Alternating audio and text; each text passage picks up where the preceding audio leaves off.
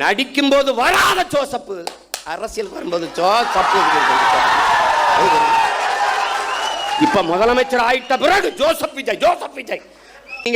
ஆமா, எங்க தளபதி ஜோசப் விஜய் தான். அவர் என்ன என்னைக்கா சொல்றாரு? மெர்சல் படத்தப்பயே சொல்லிட்டாரு.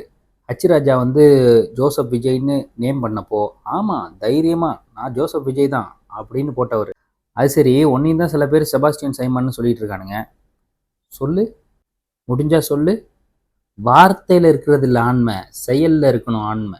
இந்த விஷயத்துல ஹச்சிராஜாவுக்கும் உனக்கும் என்ன வித்தியாசம்?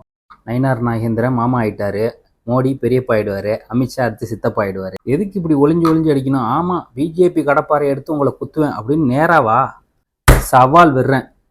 இடைத்தேர்தலில் உன்னால ஜெயிக்க முடியுமா? ஜெயிக்க வேணாயா, டெபாசிட் வாங்கு. முட்டை கட்சிங்களா? யாரோ தீரனா வழக்கறிஞரான் அவதூறு பரப்புறவங்களெல்லாம் கேஸ் போட்டு உள்ள தள்ளுறாராம். ஒருத்தன் கமெண்ட்ஸ்ல வந்து அவரை டேக் பண்ணியிருக்கான். ஐயோ அங்கிள் பயமா இருக்கு அங்கிள்.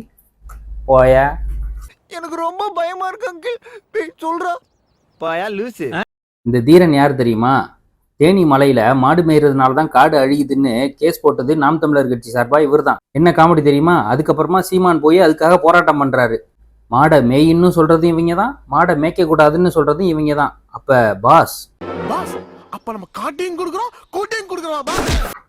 மீண்டும் நம்ம துபாய் வாழ் தமிழர்களுக்கு நான் சொல்றது ஒன்னே ஒண்ணுதான், நீங்க உழைக்கிற காசை உங்க குடும்பத்துக்கு அனுப்புங்க. இந்த மாதிரி திரள் நிதி தருதலைங்களுக்கு அனுப்பவே அனுப்பாதீங்க. உங்களோட கருத்தை கமெண்ட்ஸ்ல சொல்லுங்க.